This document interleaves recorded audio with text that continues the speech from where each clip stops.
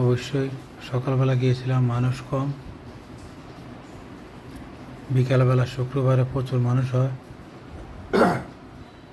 আর এমনি প্রতি বছরে সবাই পিকনিকে আসলে এখানে সবাই ঢোকে টিকিট কেটে ঘোরার জন্য, দেখার জন্য, ভিতরে কি আছে দেখার জন্য।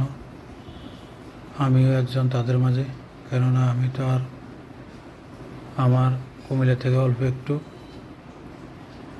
তার কারণে গেলাম, দেখলাম কীরকম লাগলো। ঘুরে দেখলাম বৌদ্ধদের পরিবেশ কীরকম, তাদের কীভাবে তারা করে।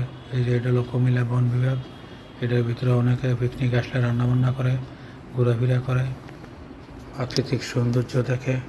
অত্যন্ত সুন্দর একটি পরিবেশ, লক্ষ লক্ষ গাছ, ভিতরে অনেক ঠান্ডা হাওয়া। বাইরে যত গরম রোদের তাপমাত্রা, ভিতরে